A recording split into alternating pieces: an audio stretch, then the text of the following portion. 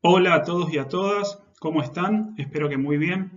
Mi nombre es Juan Diego Bamonde, soy JTP de la Cátedra Biología Humana y en esta oportunidad voy a estar a cargo del dictado de esta clase sobre médula espinal.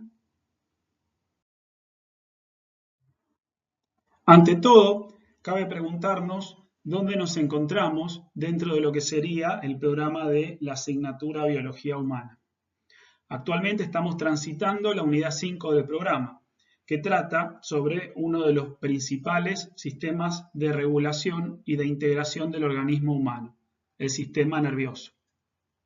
En las clases anteriores recordarán que realizamos una introducción a este sistema, analizando sus diferentes clasificaciones y divisiones.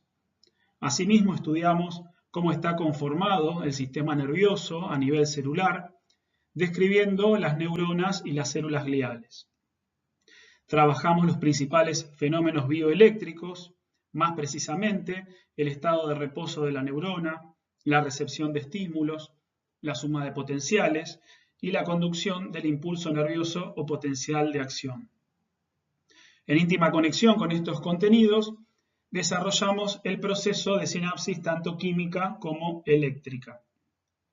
Abordamos también el concepto y los mecanismos de neuroplasticidad y sus implicancias en los procesos de aprendizaje y en el desarrollo humano. Finalmente, la clase pasada hablamos acerca de las estructuras protectoras del sistema nervioso central.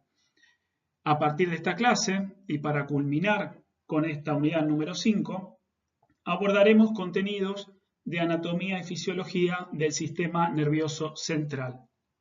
Se trata de un tema muy importante, no solo para esta materia y para su futura práctica profesional, sino también para las asignaturas correlativas que ustedes estudiarán en tercer y cuarto año de la carrera.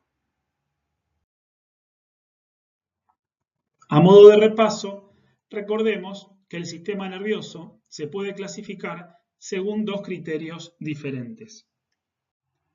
El criterio anatómico o estructural y el criterio fisiológico o funcional. Estamos hablando de un mismo sistema nervioso, es decir, de un mismo conjunto de órganos interrelacionados, cuyo estudio podemos abordar desde estas dos perspectivas. En este sentido, para estudiar y aprender las estructuras principales que integran el sistema nervioso central, que es el tema de esta clase y de las clases siguientes, lógicamente nuestra puerta de ingreso va a ser el criterio anatómico o estructural. Según este criterio, el sistema nervioso está dividido en sistema nervioso central y sistema nervioso periférico. El sistema nervioso central está conformado por el encéfalo y la médula espinal. A su vez, el encéfalo, recordemos que está integrado por el cerebro, el cerebelo y el tronco encefálico. En íntima conexión con el sistema nervioso central tenemos el sistema nervioso periférico, compuesto por nervios y ganglios. Nervios, recordemos que tenemos 12 pares de nervios craneales y 31 pares de nervios raquídeos o espinales. Esto de todos modos lo estaremos viendo en esta clase y en la siguiente. Aquí vemos en la imagen que aparece debajo, esta parte central en color verde estaría representando el sistema nervioso central, encéfalo y médula espinal. En estrecha conexión con el sistema nervioso central tenemos todo este conjunto de nervios que llegan hasta la periferia de todo nuestro cuerpo. En esta clase en particular abordaremos la anatomía y la fisiología de la médula espinal. En las próximas clases veremos el resto de las estructuras que componen el sistema nervioso central, siempre focalizando no solo en la anatomía, sino también en la fisiología y en la relación con otros sistemas de regulación del organismo humano y con los procesos psicológicos. En esta imagen de la izquierda vemos una imagen posterior del sistema nervioso central, encéfalo y médula espinal, como si lo estuviéramos viendo desde atrás. Estas líneas que aparecen representan los 31 pares de nervios raquídeos o espinales. En esta imagen de la derecha vemos una vista lateral del sistema nervioso central: encéfalo, cerebro, cerebelo, tronco encefálico y médula espinal. También vemos los nervios raquídeos o espinales y aparece aquí la columna vertebral que protege la médula espinal. La médula espinal constituye la porción filogenéticamente más antigua del sistema nervioso central. En términos generales, mientras el encéfalo controla las sensaciones y la motricidad de nuestra cabeza y nuestro cuello, la médula espinal controla las sensaciones y la motricidad del resto del cuerpo, es decir, de nuestro tronco y nuestras extremidades, brazos y piernas, conectándose con los confines de nuestro cuerpo. Sus conexiones llegan hasta las puntas de los dedos de nuestras manos y de nuestros pies. Vale recordar aquí lo que la profesora Romina Scaglia trabajó en la clase anterior sobre las estructuras protectoras del sistema nervioso central. A nivel medular, las estructuras que protegen la médula espinal son las que aparecen indicadas en esta diapositiva. La columna vertebral, también llamada espina dorsal o raquis, que es el conjunto de huesos que protege la médula espinal. A continuación de la columna vertebral tenemos tres membranas protectoras llamadas meninges, que desde afuera hacia adentro se denominan dura madre, aracnoides y pía madre. Como vimos también en la clase anterior, entre la columna vertebral, es decir, el hueso, y la primera meninge, la dura madre, encontramos un espacio, el espacio llamado epidural o peridural, que aporta flexibilidad a la columna protegiendo la médula espinal. Este espacio epidural solo existe en el canal vertebral, no existe a nivel del cráneo. Entre las estructuras protectoras también tenemos la llamada barrera hematoencefálica o más precisamente hematoencefálica medular, conformada por células gliales, astrocitos y otros tipos de células que mencionamos en la clase anterior. Por último tenemos el líquido cefalorraquídeo que circula por el espacio subaracnoideo, es decir, entre las meninges, aracnoides y pía madre, y también lo hace por el conducto central de la médula espinal llamado epéndimo. Se trata de un conducto muy pequeño que discurre a lo largo de toda la médula espinal. Estas son entonces las estructuras protectoras del sistema nervioso central, más específicamente de la médula espinal. No forman parte, estrictamente hablando, del sistema nervioso central, ni periférico tampoco. Sí lo hace la médula espinal, que como vimos forma parte de nuestro sistema nervioso central. Entonces,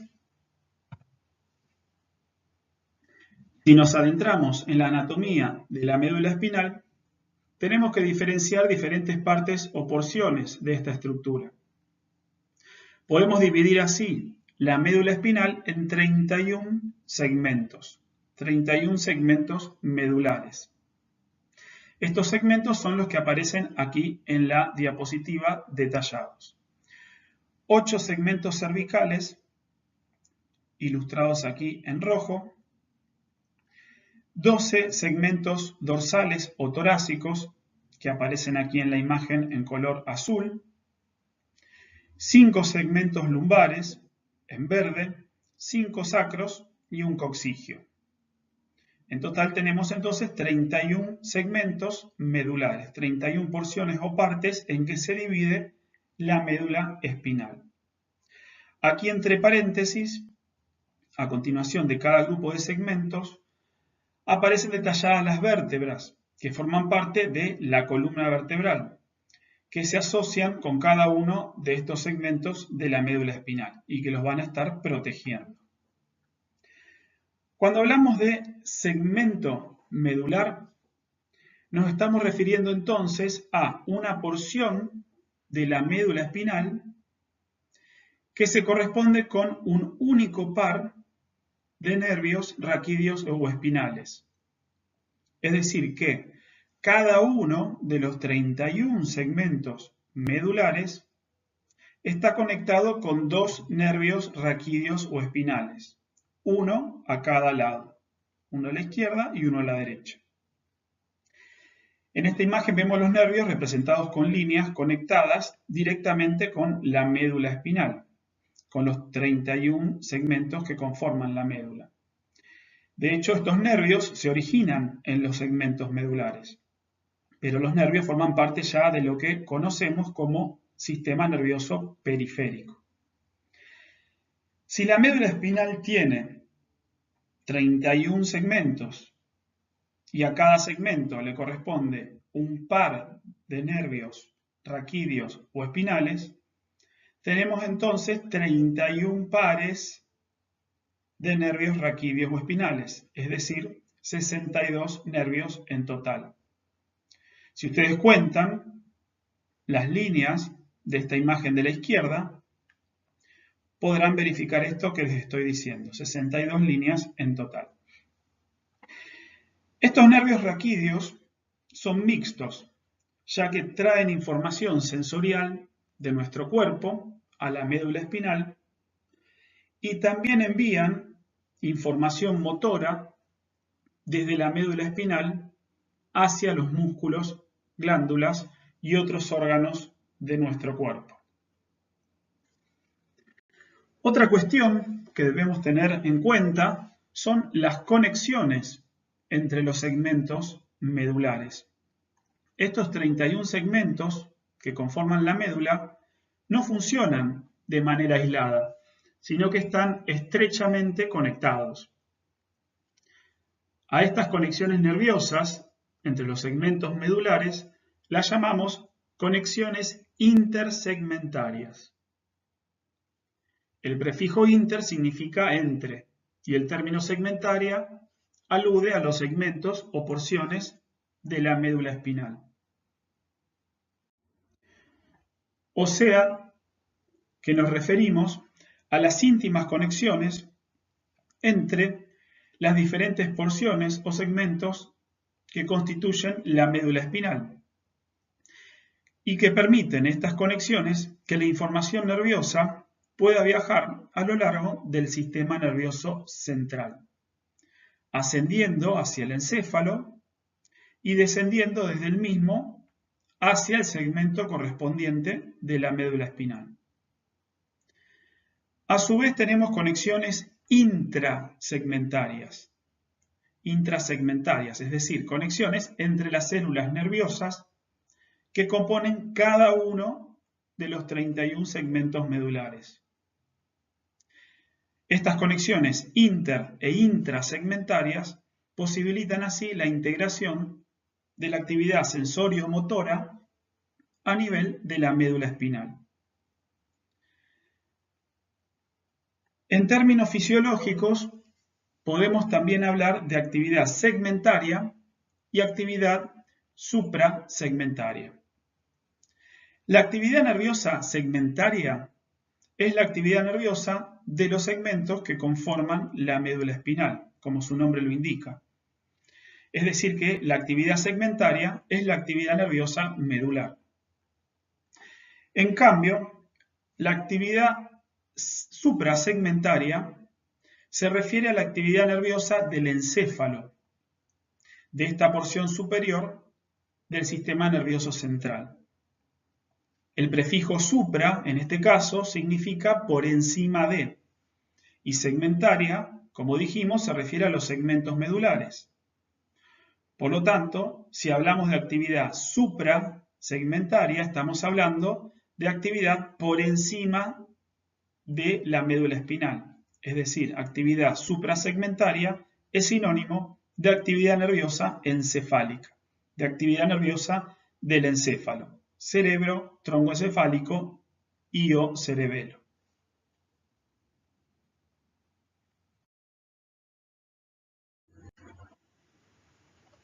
Como vemos en esta imagen, la médula espinal se extiende desde la base del cráneo hasta la primera o segunda vértebra lumbar, hasta este nivel aproximadamente, y continúa hasta el coxis en un filamento fibroso delgado llamado filum terminal.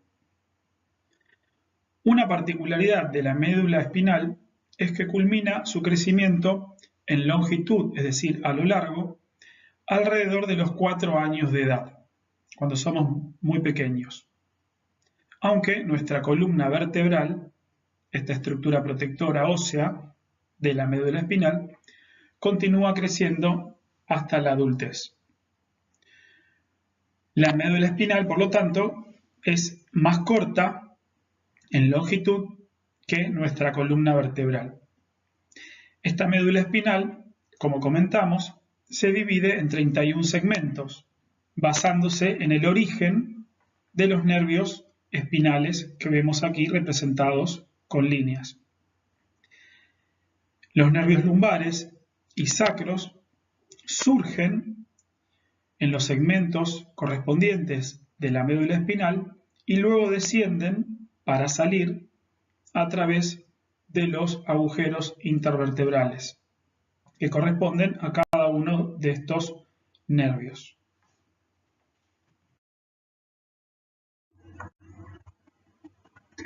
En esta imagen de la izquierda vemos la médula espinal, que forma parte del sistema nervioso central, y vemos aquí cómo se conectan a la médula espinal de un lado y del otro los nervios raquídeos o espinales representados en color verde, en este caso.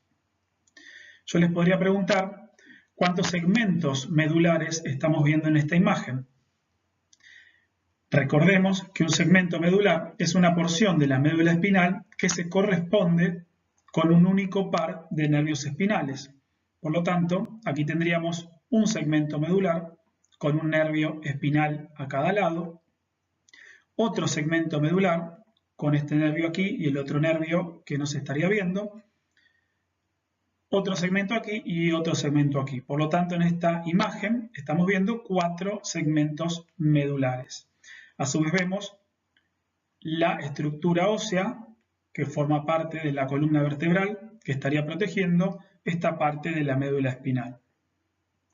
Y en esta otra imagen del lado derecho podemos ver la forma de S, esta forma curva que tiene nuestra columna vertebral con la médula espinal por dentro. Esa forma de S contribuye a nuestra posición erguida y también a nuestro centro de gravedad. Aquí tenemos una vista ampliada de este lado, de esta porción final de la columna vertebral, donde también podemos ver claramente cómo surgen a través de los agujeros intervertebrales los nervios raquídeos esquematizados en esta imagen en color amarillo. También vemos aquí entre cada vértebra los discos intervertebrales, que, como ustedes saben, muchas veces se producen lesiones en estos discos. Una de las más conocidas es la famosa hernia de disco.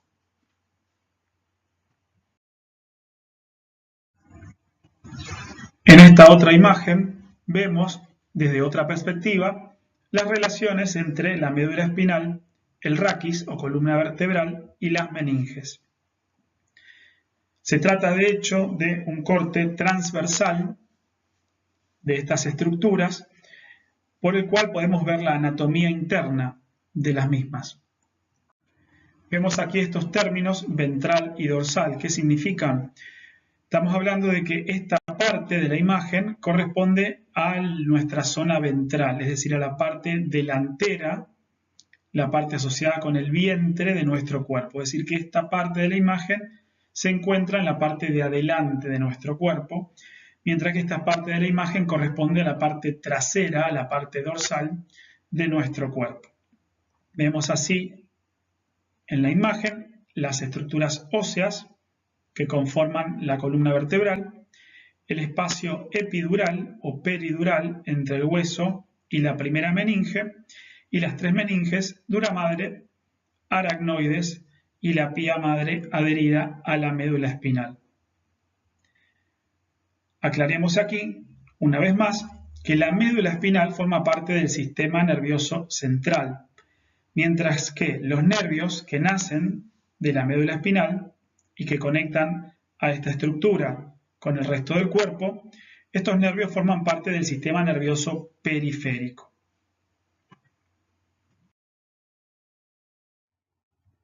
Retomemos esta imagen del sistema nervioso central, encéfalo y médula espinal, cara posterior y cara lateral.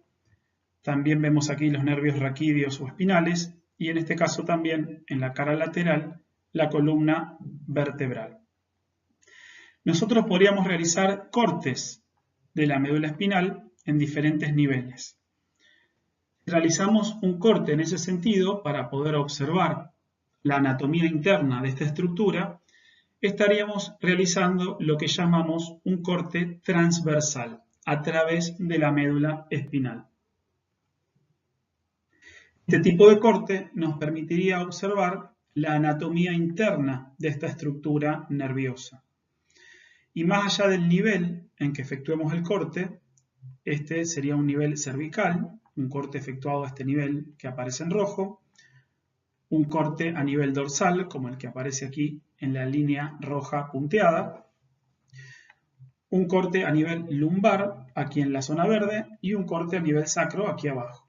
Fíjense que más allá del nivel en que uno realice ese corte transversal de la médula espinal, observamos siempre un patrón similar, una estructura interna característica. ¿Qué es lo que vemos? Vemos una parte central con forma de H o mariposa, como vemos aquí, aquí abajo y aquí al costado también. Esta parte interna está conformada por sustancia gris. Esta H o mariposa central de sustancia gris está rodeada por fuera, como vemos, por sustancia blanca, en cualquiera de sus niveles. Bien, recordemos que la sustancia gris está conformada por cuerpos neuronales, dendritas, axones no mielinizados, generalmente axones cortos, y también algunas células gliales que no tienen mielina. Mientras que la sustancia blanca, como vemos aquí rodeando en todos los casos a la sustancia gris a nivel de la médula espinal, está integrada esta sustancia blanca por axones mielinizados. Reciben estos nombres de gris y blanca porque al corte fresco, si uno cortase la médula espinal y lo viésemos en el mismo instante, en el corte fresco de esta estructura nerviosa, observaríamos que esta parte central tiene un color grisáceo, un color gris, mientras que la parte que rodea a esta estructura de H o mariposa central tiene un color más bien blanco. ¿Qué es lo que aporta en este caso el color blanco? El color blanco es característico de la mielina que envuelve los axones que están conformando esta sustancia o materia blanca. La mielina, recordemos, que está aportada a este nivel del sistema nervioso central por los oligodendrocitos, que son una de las células gliales de nuestro sistema nervioso. Y la mielina está formada principalmente por lípidos. Es por eso que al corte fresco tiene un color más bien blanco. De ese modo es que a estas partes de las células nerviosas que hemos mencionado se las suele denominar en la anatomía del sistema nervioso sustancia gris y sustancia blanca. A continuación vamos a ver más en detalle esta anatomía interna de la médula espinal.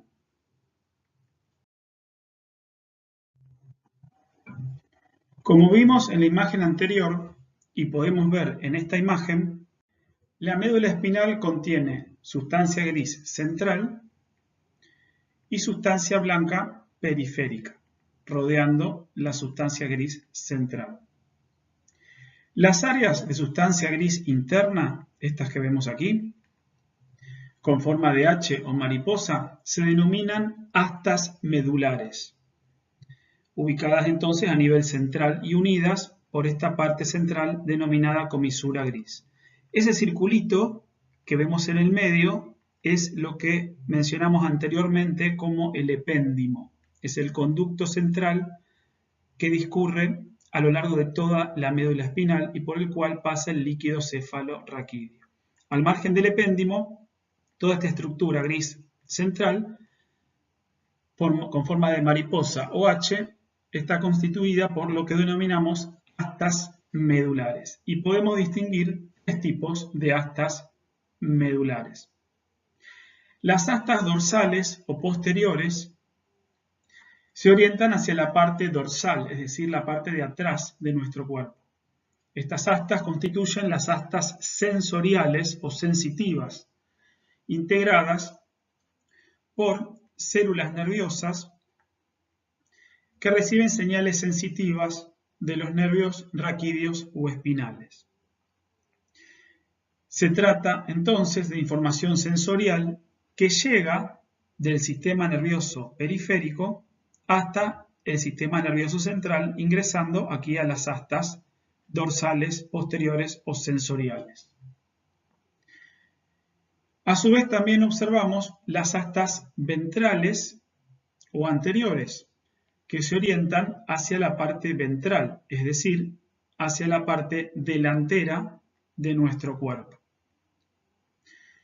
Las astas ventrales conforman las astas motoras, donde se ubican los cuerpos celulares de las neuronas motoras que envían sus señales desde la médula espinal a través de los nervios, de un lado y del otro, hasta los músculos y órganos internos. Se trata así de información motora que sale de la médula espinal hacia el sistema nervioso periférico. También se distinguen a nivel dorsal y lumbar, no lo vemos en esta imagen, las astas laterales, sitio donde se localizan neuronas del sistema nervioso autónomo, es decir, el sistema nervioso visceral o vegetativo, que controla muchos de nuestros órganos internos. Rodeando entonces a las astas, que tienen esta forma de H o mariposa central, tenemos la sustancia blanca periférica, rodeando a las astas. La sustancia blanca en la médula espinal conforma lo que se denominan los haces asociativos. Como vemos aquí flechas, fíjense, aquí hay flechas indicando que hay información que viaja desde el encéfalo, generalmente el cerebro, pero desde el encéfalo en general, e ingresa en los diferentes segmentos de la médula espinal. Bien, esa información desciende a través de los haces asociativos, en este caso descendentes. Es información que viene desde el encéfalo. Y también la médula espinal envía información hacia el encéfalo, principalmente hacia el cerebro, pero hacia el encéfalo en general, a través de los haces asociativos ascendentes, que envían información hacia arriba, hacia el encéfalo. Recordemos que estos haces asociativos de sustancia blanca, si estamos hablando de sustancia blanca, nos estamos refiriendo principalmente a axones mielinizados que están llevando información hacia arriba y axones mielinizados que desde arriba, desde el encéfalo, están trayendo información hacia abajo, hacia la médula espinal.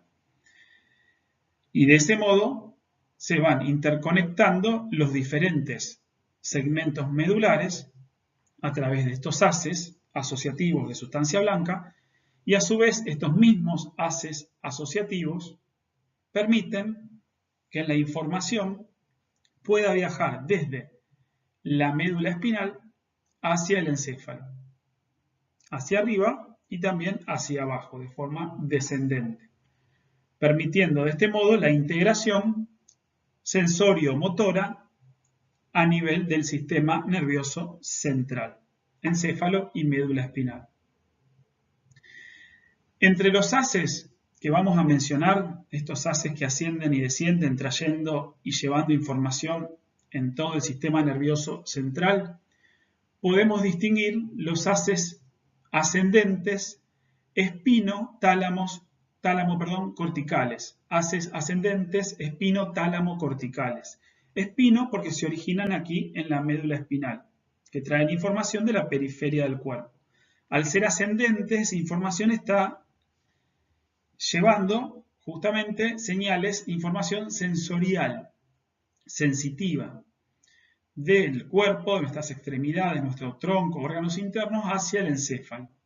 Entonces, haces espino-tálamo porque va a hacer relevo esta información en una estructura del cerebro que veremos en las próximas clases, denominada tálamo, una estructura interna del cerebro, y cortical porque luego esa información se redirige al sector correspondiente de la corteza cerebral para ser procesada.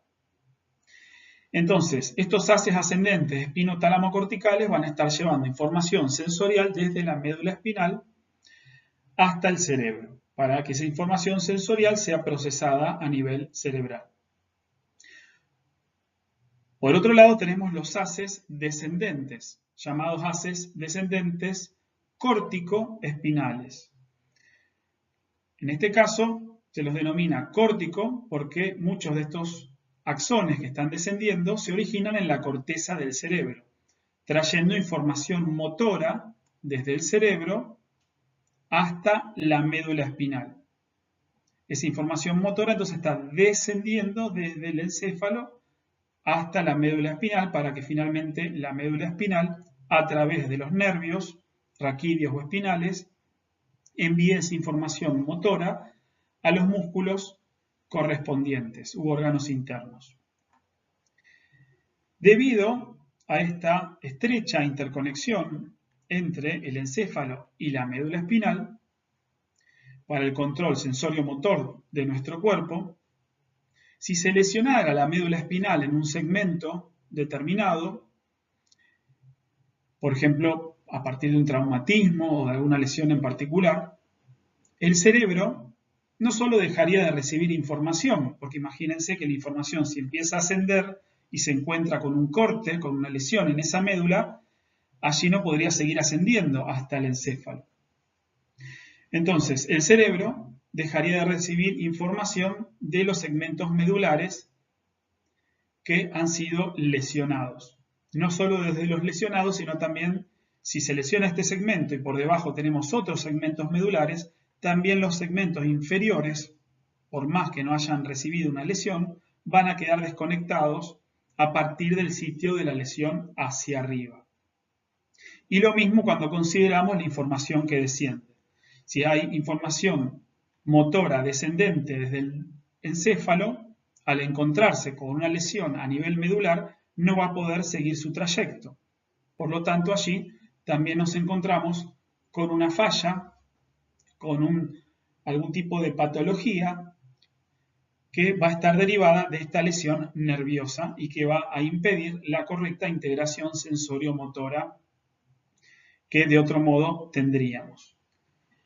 A partir de estas lesiones surgen los famosos términos de paraplegias y cuadriplegias, que es cuando la persona está imposibilitada en controlar alguna de las partes de su cuerpo por lesiones que se producen justamente a nivel de la médula espinal.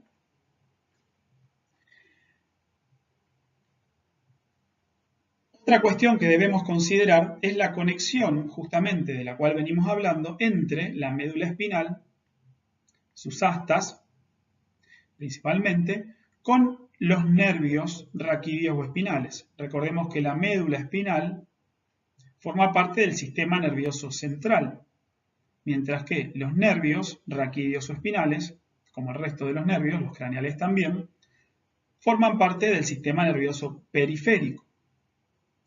Entonces, la conexión entre la médula espinal, parte del sistema nervioso central, y los nervios, se produce a través de estas raíces que vemos aquí de los nervios espinales, las raíces nerviosas. Cada nervio tiene dos raíces. Una raíz dorsal, que vemos de este lado, que está orientada hacia la parte dorsal, la parte de atrás de nuestro cuerpo, y una raíz ventral, orientada hacia la parte de adelante de nuestro cuerpo, de un lado y del otro, en cada uno de los nervios raquídeos o espinales. Las raíces dorsales constan de fibras sensitivas que traen información, ingresa por la raíz dorsal y se conectan estas raíces directamente con las astas dorsales posteriores o sensoriales. De ese modo se empieza a integrar allí la información sensorial o sensitiva que recibe la médula espinal del resto del cuerpo. A su vez, cada nervio también contiene, como dijimos recién, una raíz ventral. Una raíz ventral que consiste en fibras motoras que van a estar llevando información desde la médula espinal, las astas ventrales más específicamente, información motora hacia los músculos y órganos internos. Es decir, es información que sale desde la médula espinal y es llevada hacia la periferia de nuestro cuerpo para controlar de ese modo las diferentes porciones de nuestro organismo y poder regularlas. Entonces, mientras las raíces dorsales son raíces que traen información sensorial o sensitiva y conectan con las astas dorsales o posteriores de la médula espinal, las astas ventrales o anteriores de la médula espinal, que van a estar conteniendo información motora, se van a conectar directamente con las raíces, estas que vemos aquí, las raíces espinales ventrales de nuestros nervios, llevando información motora. A su vez, como vemos aquí en esta imagen, en la raíz dorsal de cada nervio espinal se distingue este ensanchamiento que vemos de este lado y de este otro lado. Este ensanchamiento o abultamiento, en su interior encontramos cuerpos celulares de neuronas sensitivas que justamente están trayendo información sensitiva o sensorial desde la periferia del cuerpo para llevarla hacia la médula espinal. O sea que aquí en estos abultamientos llamados ganglios de las raíces dorsales, esto es un ganglio de la raíz dorsal de este nervio y este es otro ganglio de esta otra raíz dorsal de este nervio, allí adentro encontramos cuerpos celulares de neuronas sensitivas, que ahora en una diapositiva posterior vamos a ver cómo funciona esto y cómo se integra esta información a nivel central. Aquí vemos otra imagen extraída del libro de Guyton de Anatomía y Fisiología del Sistema Nervioso, en la que también podemos apreciar la anatomía interna de la médula espinal, con sus astas de sustancia gris y sus haces asociativos de sustancia blanca. También aparecen en color amarillo los nervios raquídeos o espinales, con sus respectivas raíces nerviosas, y se distinguen claramente las meninges que mencionamos anteriormente.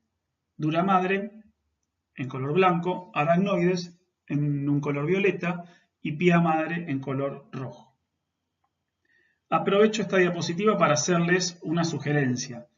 Para estudiar esta materia en general y para aprender anatomía y fisiología del sistema nervioso en particular, es muy importante que utilicen imágenes, que puedan estudiar los contenidos a partir de imágenes.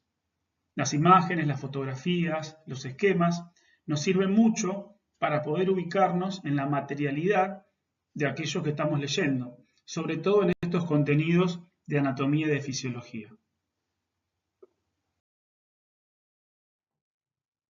Profundicemos ahora sobre la fisiología de la médula espinal. Algunos de los actos motores más elementales del ser humano son controlados por esta estructura del sistema nervioso central. A este nivel, a nivel medular, asienta lo que conocemos como arco reflejo simple, espinal o medular, como por ejemplo el reflejo de retirada o el reflejo rotuliano. Los reflejos medulares son reflejos innatos, automáticos, como toda respuesta refleja, y estereotipados, lo que significa que el circuito es siempre igual. Estos reflejos son provocados por formas precisas de estimulación sensitiva. Tomemos aquí como ejemplo el reflejo de retirada, también llamado reflejo flexor o reflejo doloroso. Se trata de un acto motor que se produce frente a un dolor agudo que afecta a nuestra piel, como cuando nos pinchamos con un alfiler o nos quemamos con una olla. La médula espinal registra entonces la sensación, esa sensación de dolor, e inmediatamente, de forma automática, involuntaria, retiramos esa parte del cuerpo del estímulo nocivo, del alfiler que nos está pinchando o de la olla o la sartén que nos está quemando. Es este el reflejo que vemos esquematizado en esta imagen de la diapositiva. ¿Qué es lo que sucede entonces a nivel celular? La sensación va a ser captada por un nervio raquídeo o espinal. La sensación de este pinchazo en el dedo, por ejemplo. Recordemos que el nervio trae información sensorial al sistema nervioso central, en este caso a la médula espinal. Se trata de una vía aferente, ya que la información es traída desde la periferia, desde la mano, por ejemplo, hacia el sistema nervioso central, hacia la médula espinal. En las raíces dorsales de los nervios raquídeos o espinales encontramos, como comentamos anteriormente, un cúmulo de muchas neuronas sensitivas o sensoriales, encargadas de captar las sensaciones de diferentes partes del cuerpo y llevar esas sensaciones a la médula espinal. En este caso, cuando la persona se pincha el dedo, como vemos aquí, una neurona sensitiva, cuyo cuerpo se ubica en este ganglio de la raíz dorsal de este nervio espinal, esa neurona capta, se encarga de percibir el estímulo doloroso del pinchazo, que podría ser también una quemadura.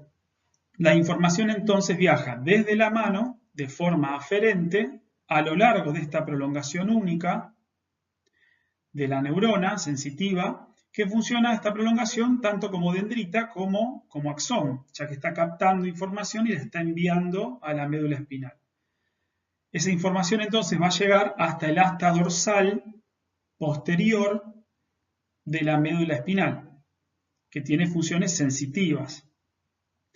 Allí va a hacer sinapsis con una neurona, que la vemos aquí, asociativa o también llamada interneurona. Esta interneurona transmite la respuesta a una neurona motora ubicada en el asta ventral o anterior de la médula espinal. Esta neurona motora, por medio de su axón que vemos aquí, va a enviar la respuesta, el impulso nervioso, en sentido eferente a través del nervio para provocar finalmente la contracción muscular a nivel de la mano para retirar de ese modo la mano del estímulo nocivo, del alfiler que nos está pinchando. La conexión que se da a este nivel entre esta neurona motora y el músculo se produce por un tipo especial de sinapsis que se denomina unión o placa neuromuscular. Neuro porque justamente hay una neurona en juego y muscular porque hay un músculo en juego que se va a contraer para retirar la mano, en este caso, del estímulo nocivo. De este modo, en milésimas de segundos, la médula espinal recibe información sensorial dolorosa, la procesa y emite una respuesta refleja automática para retirar la mano u otra parte del cuerpo del estímulo que nos está provocando un daño. En esto consiste básicamente un reflejo medular simple. El acto sensorio-motor se tramita íntegramente a nivel de la médula espinal.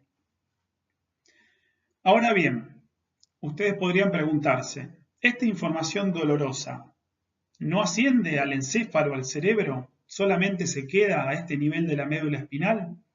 No, La información, de hecho, esta información sensorial, también va a ascender a través de los haces asociativos hacia el encéfalo, más específicamente hacia el cerebro, para luego ser procesada también allí. Pero la respuesta motora automática de estos arcos reflejos medulares simples se tramita a nivel de la médula espinal. Es decir, que la retirada de la mano del estímulo nocivo se tramita a nivel medular. El ascenso de la información al cerebro nos permitirá analizar la situación y tomar una decisión. Por ejemplo, podríamos decidir desinfectarnos la mano y curarnos la herida si hiciera falta.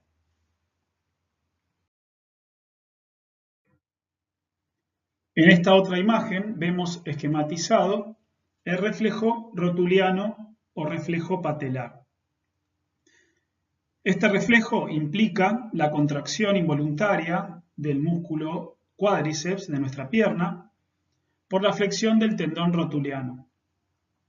Es ese reflejo que se activa cuando estamos en la consulta médica, sentados con las piernas en el aire y relajadas, y el médico o la médica, para chequear nuestros reflejos, nos golpea suavemente en el tendón rotuliano, debajo de la rótula de la rodilla. Y automática e involuntariamente nuestra pierna se extiende de forma leve. Se trata de un acto sensorio-motor que se tramita también a nivel de la médula espinal. Lo que sucede es que esta neurona sensitiva, ubicada en el ganglio de la raíz dorsal del nervio, capta la sensación, el estímulo a nivel del tendón. Esa información sensorial es enviada hacia la médula espinal, ingresa por las astas dorsales o posteriores sensoriales y allí hace sinapsis con neuronas motoras del asta ventral de la médula espinal que envían señales mediante el impulso nervioso a los músculos de las piernas para que la pierna se extienda, produciéndose así la famosa patadita, entre comillas, rotuliana, como vemos aquí en la imagen. Se trata de una acción totalmente involuntaria, automática, refleja, producto de esta estimulación que recibimos. Es un reflejo también de orden medular, como el que vimos en la diapositiva anterior.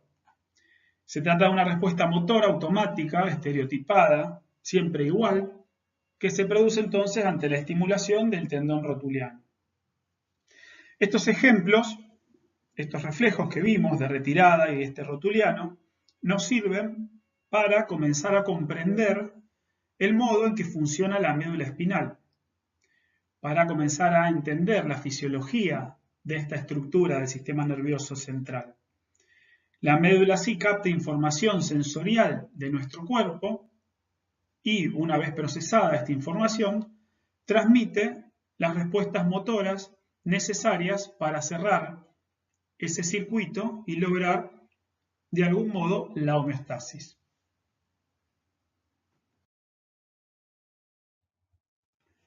En esta imagen observamos la organización del cuerpo humano en segmentos denominados dermatomas y miotomas. Los dermatomas son áreas de nuestra piel, derma significa piel, que están inervadas, controladas por un segmento medular y nervio raquídeo específicos. Por su parte, los miotomas, el prefijo mio significa músculo, constituyen un conjunto de músculos inervados por un determinado segmento medular y nervio raquídeo específico. Cada uno de los 31 segmentos medulares se conecta así, a través de los nervios raquídeos o espinales, a un dermatoma y a un miotoma específico. De este modo, las diferentes regiones de nuestro cuerpo, principalmente del cuello hacia abajo, se hallan cuidadosamente conectadas con la médula espinal y el sistema nervioso central. Son conexiones desarrolladas entre el sistema nervioso y las diferentes partes de nuestro cuerpo. A grandes rasgos podemos decir que los segmentos cervicales de la médula espinal controlan los miembros superiores, inervan estos miembros superiores. Los segmentos dorsales controlan el tronco y los segmentos lumbares y sacros controlan los miembros inferiores. Por ejemplo, el nervio espinal cervical, llamado C8, que podemos ver en esta imagen, en verde, posibilita la sensación de los brazos, ese dermatoma, y flexionar también los dedos mediante los músculos correspondientes, ese miotoma.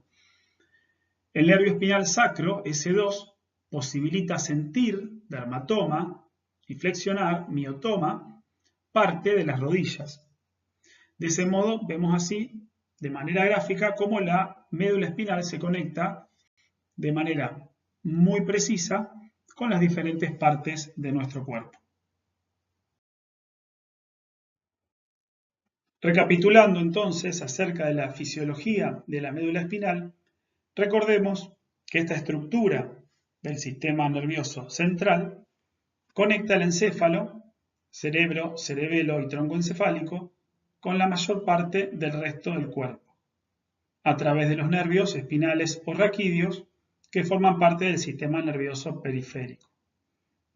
En esta clase también hablamos acerca de la actividad segmentaria, tanto intersegmentaria como intrasegmentaria. Vimos el concepto de arco reflejo medular y específicamente vimos los ejemplos del reflejo de retirada y del reflejo rotuliano para darnos una idea acerca del modo en que funciona la médula espinal a nivel celular. También abordamos los conceptos de dermatomas y miotomas y ahora, para finalizar, haremos una breve mención a la patología vinculada con la médula espinal. Cuando se produce una lesión a nivel de la médula espinal, en general se afectan tanto las sensaciones como la motricidad. Si hablamos de sensaciones, hablaremos en este caso de una anestesia, que anestesia también, como ustedes saben, se aplica al procedimiento médico específico. Y si está afectada la motricidad, hablaremos de una parálisis. En este sentido, se plantean los términos que vemos aquí referidos a la patología propia del sistema nervioso que afectan a diferentes partes del cuerpo. La hemiplegia o hemiplegia se refiere a la parálisis total o parcial de una mitad del cuerpo. Hemi en ese caso significa mitad. La paraplegia se refiere a la parálisis de ambas piernas, en tanto que la cuadriplegia o tetraplegia se refiere a la parálisis de brazos y piernas. Todos estos tipos de parálisis son producto de alguna lesión a nivel medular, a nivel de segmentos específicos de la médula espinal. Bueno, hemos llegado así al final de esta clase. En esta diapositiva pueden ver la bibliografía obligatoria sobre el tema que hemos abordado. Tienen la ficha de cátedra sobre médula espinal que se incluye dentro del conjunto de fichas sobre anatomía y fisiología del sistema nervioso central. Si quisieran ampliar sus lecturas sobre este tema, les recomiendo el libro de Guyton, Anatomía y Fisiología del Sistema Nervioso, Neurociencia Básica. Bueno, espero que nos podamos ver pronto y les agradezco mucho su atención.